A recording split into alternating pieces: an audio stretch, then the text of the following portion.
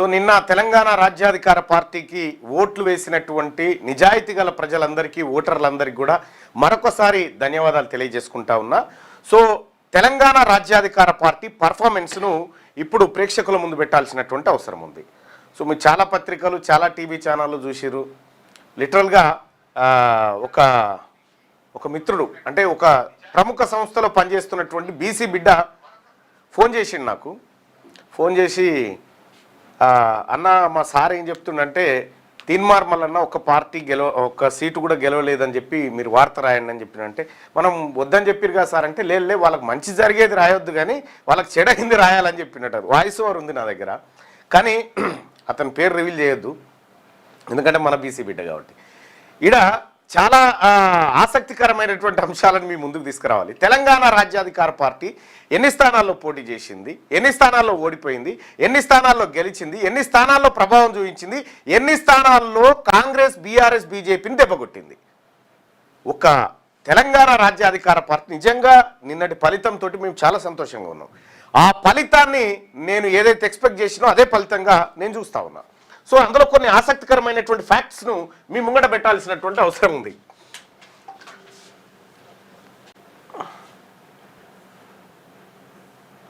Right, ఇక్కడ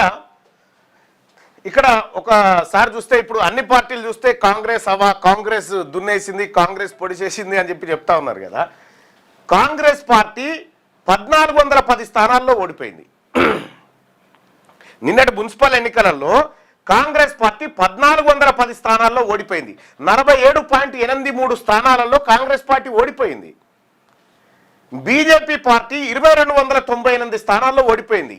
87% సీట్లలో ఓడిపోయింది Bharatiya Janata party. BRS party 2099 సీట్లలో ఓడిపోయింది. 72% సీట్లలో ఓడిపోయింది భారత రాష్ట్ర సమితి. అత్యధికంగా ఓటమి శాతం బీజేపీకి 87%, తక్కువ ఓటమి శాతం కాంగ్రెస్కు 47%, బీఆర్ఎస్కు 72%. ఈ పార్టీలు ఒక పార్టీ 135 ఏళ్ల చరిత్ర కలిగిన పార్టీ, ఒక పార్టీ ఏమో దాదాపు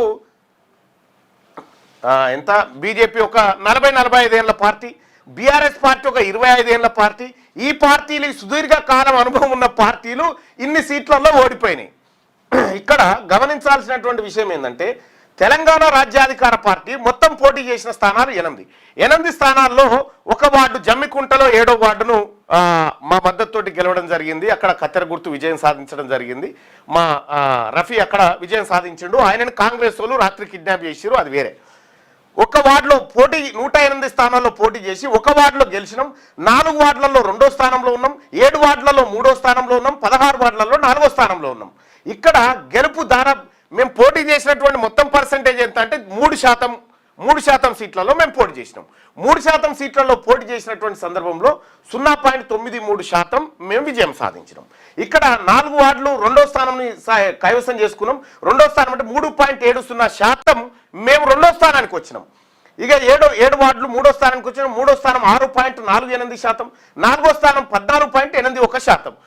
కేవలం 15 రోజుల క్రితం పార్టీ గుర్తు తీసుకున్నటువంటి తెలంగాణ రాజ్యాధికార పార్టీ మున్సిపల్ ఎన్నికలలో ఇంతకంటే బెటర్ పర్ఫార్మెన్స్ చేస్తుందని ఎవరు ఊహించరు. దీన్ని మించిన బెటర్ పర్ఫార్మెన్స్ మాకేం లేదు. ఇక రెండో అంశం, ఇంకా ఇదే కాదు, ఇవాళ జనగామలో హంగొచ్చిందంటే కారణం ఎవరు? తెలంగాణ రాజ్యాధికార పార్టీ. ఆడ కాంగ్రెస్ గెలవాల్సిన సీటు 10 ఓట్ల తేడాతో ఓడిపోయింది. ఆడ 3వ స్థానంలో తెలంగాణ రాజ్యాధికార పార్టీ ఉంది. ఆడ 3వ స్థానంలో తెలంగాణ రాజ్యాధికార పార్టీ ఉంది, కాంగ్రెస్ ఓడిపోయింది.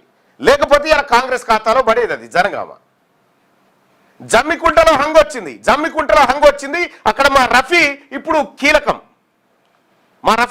ఇప్పుడు అక్కడ ఆయన ఓటు చాలా కీలకం.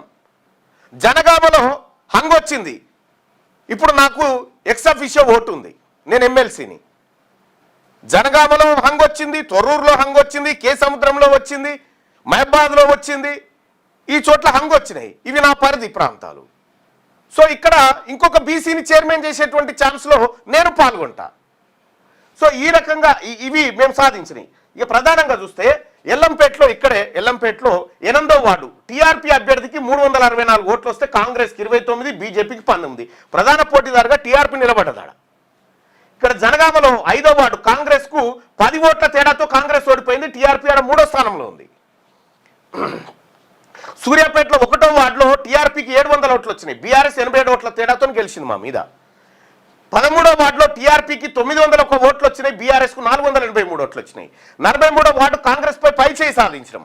ఇక్కడ 24వ వార్డులో బీజేపీని వెనక్కి నెట్టిన టీఆర్పీ 20, 31, 33, 34, 40 వార్డు 4వ స్థానానికి స్థిర ఓటు బ్యాంకును మేము సుస్థిరం చేసుకున్నాం. ఇక్కడ 130 రోజుల టీఆర్పీ 130 రోజుల దీని వయస్సు టీఆర్పీది. దానికి మాకు గుర్తొచ్చి కూడా కేవలం 15-20 రోజులు కూడా కాలే కత్తెర గుర్తు. ఈ పార్టీల వయసు వాళ్ళు ఓడిపోయిన సీట్లు చూడండి. మేము కేవలం 130 రోజులలోనే ఎటువంటి ఫలితాల కంటే దాదాపు ఒక 28 స్థానాల్లో ఇదేమో పోటీ చేసిన స్థానాలు 108, ఖాతా తెరిచి గెలుపు జమ్మికుంట 7వ వార్డు, పలు చోట్ల నిర్ణాయక ఓట్లు. జమ్మికుంట 7వ వార్డు కౌన్సిలర్ మా రఫీక్ ఇక్కడ చూడొచ్చు. ఇక్కడ ఇవి లెక్కలు కదా. ఇక గమ్మత్ విషయం ఏంటంటే ఇప్పటి వరకు మేము 28 స్థానాలలో వీళ్ళని డిస్టర్బ్ చేసినాం. కాంగ్రెస్, బీఆర్ఎస్, బీజేపీని 28 స్థానాలలో మేము డిస్టర్బ్ చేసినాం.